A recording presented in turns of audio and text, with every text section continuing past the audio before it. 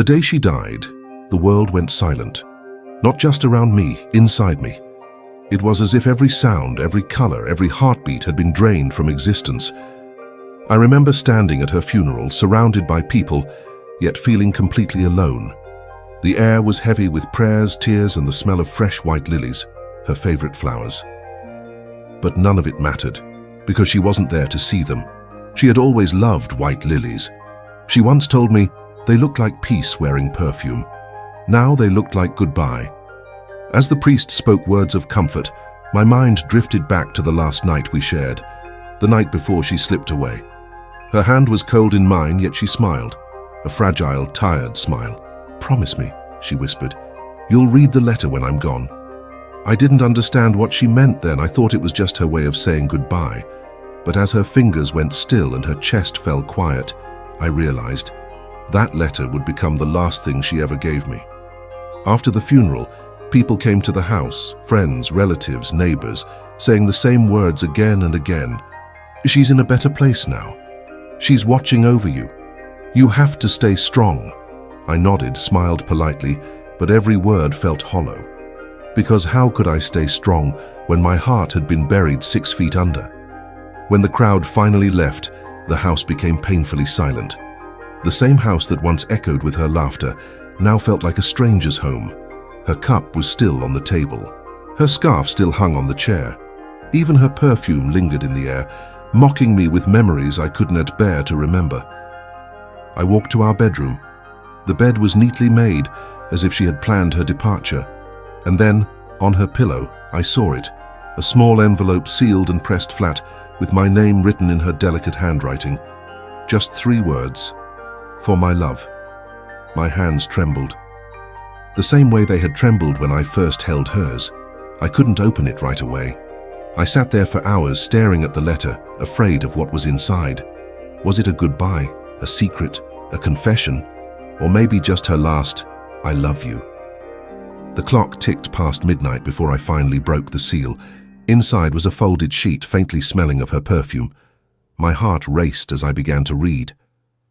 "My dearest, if you are reading this, it means I am no longer by your side, but please don't cry. I've had enough of your tears every time I coughed, every time I pretended I wasn't in pain. I wanted to leave you with peace, not sorrow. Yet there's something I've hidden, something you deserve to know. Before I met you, there was someone else." My hands froze, the words blurred. I blinked, thinking I had read wrong. But no, there it was. Clear, sharp. "Before I met you, there was someone else." I dropped the letter, my heartbeat pounding in my ears. It fell to the floor like a piece of my soul breaking away. For a long time, I just sat there, staring into nothing. I could still hear her voice in my head, but now it sounded like a stranger's echo. When I finally picked up the letter again, I forced myself to keep reading. His name was Armin. We met when I was 20. He was my first everything, my first laugh, my first heartbreak. But life tore us apart. He left before I could say goodbye. And then I met you. You never knew, and I never told you, because what we had was real. You were the calm after the storm.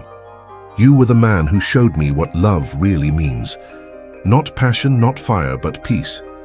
But last year, Arman found me again. I stopped breathing.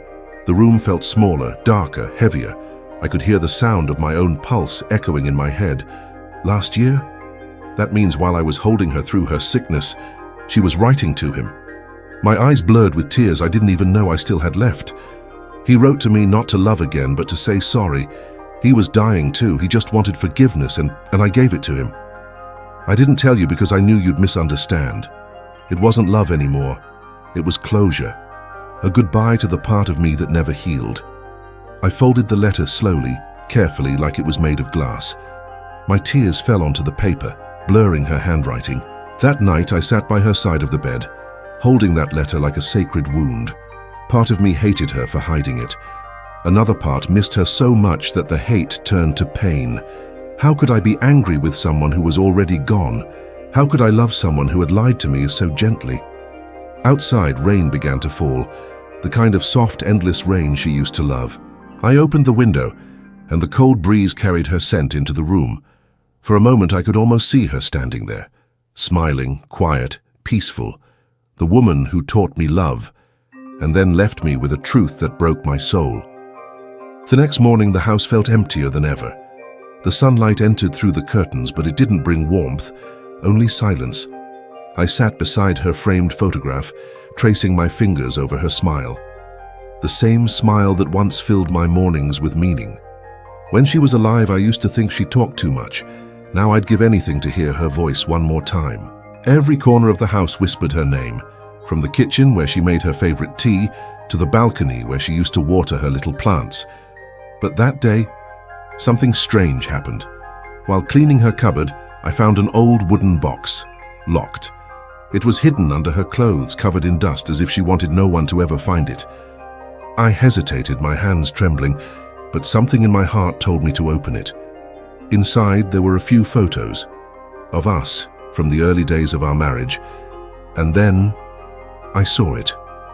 A letter. The paper was old, folded carefully, sealed with a small red ribbon.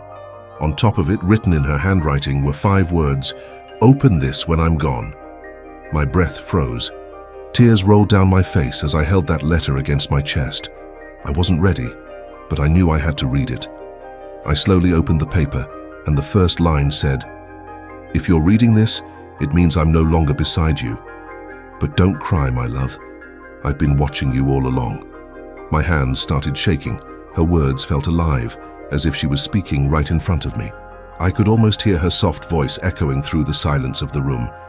She wrote about things I never knew, about the pain she hid behind her smile, about the nights she stayed awake while I was asleep, staring at me, praying for my happiness.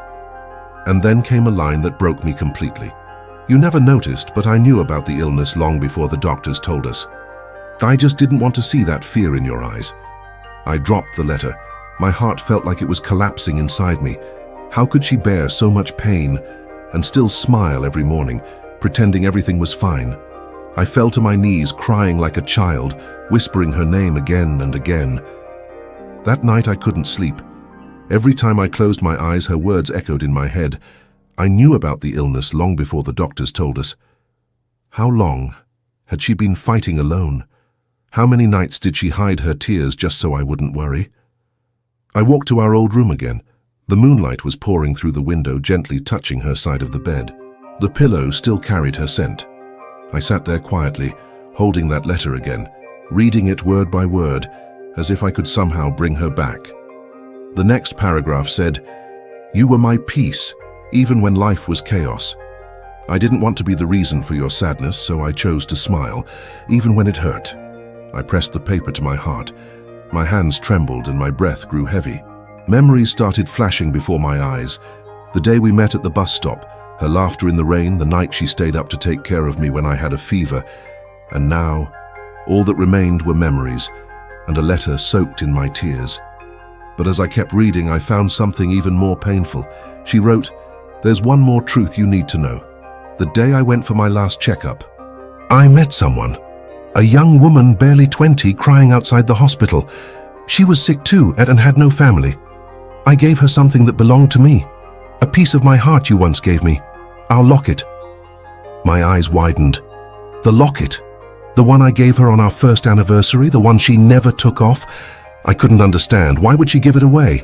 I felt a strange pull in my chest, like a mystery calling me to find answers. The letter ended with these words, "If you ever want to see me again, find her. She carries a part of me with her. Maybe through her, you'll find peace." I sat there frozen. The clock ticked in the silence. My tears had dried, but my soul was screaming. Who was that girl? Where could I find her? The next morning I made a decision. I would find that girl no matter what it took, because somewhere out there a stranger carried the last piece of my wife's love. It had been 3 weeks since I found the letter. Every morning felt heavier than the last, but the words "find her" kept echoing in my mind. I didn't know where to begin. My wife hadn't mentioned a name, an address, not even a clue, just a young woman outside the hospital. So I went back there, the same hospital where I lost her, and maybe where I could find her again in some way. The receptionist looked at me strangely when I asked about a young woman crying outside the oncology wing 3 months ago. But I didn't care how desperate I sounded. Finally, after hours of searching records and asking nurses, an old ward boy remembered her. She used to come alone, he said, very polite, always smiling, but her eyes always looked tired. Her name was Aisha. Aisha. The name hit me like a whisper from another world. He gave me a file number. She had been treated for leukemia, the same illness my wife had. I stared at the paper, and a chill ran down my spine. Could it be fate? Or some kind of message from beyond? When I finally found the courage, I went to the address listed in her hospital file. It was a small neighborhood at the edge of the city, the kind where time moves slowly and silence speaks louder than words. I knocked on the door. No answer. Just as I turned to leave, a faint voice said, "Yes?" She was standing there, pale, fragile, and yet her eyes held a strange warmth. And then I saw it. Around her neck, the golden locket. Our locket. For a moment, the world stood still. My heart pounded so hard I thought it might break through my chest. I think that belongs to me," I whispered. She looked down at the locket, then back at me, confused. "This? It was given to me by a woman at the hospital. She said it was from someone who once loved her deeply." My throat tightened. My legs felt weak. "Yes," I said softly. "That woman was my wife." Her eyes widened. Tears instantly filled them, the same tears I had carried for months. "She told me about you," Aisha said, her voice trembling. "She said she had everything she ever wanted, and she wanted to give someone else hope before she left. She told me to live, to smile, because someone somewhere had already cried enough for both of us." Her words shattered something inside me. And yet in that breaking, something healed. For the first time since my wife's death, I felt warmth again. Not happiness, but peace. I asked Aisha if I could hold the locket one last time. She nodded and placed it gently in my hand. It was warm, like it still carried her touch. Inside was the tiny picture of us, smiling, alive, young. And behind it, something I'd never noticed before, a folded piece of paper. With trembling fingers, I opened it. My wife's handwriting again. "If you're reading this, it means you've found her. Thank you for not giving up. Tell her. She gave me peace too. Tell her to keep the locket. It belongs to her now." I couldn't hold back my tears. I handed the locket back to Aisha and smiled through the pain. "Then keep it," I said. "It was meant for you." As I turned to leave, she called out softly. She said, "You would find me when it was time to forgive yourself." I stopped. Forgive myself. The weight of those words sank deep.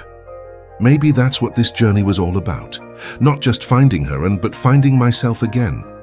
It was a quiet Sunday morning, the kind that makes the whole world feel paused.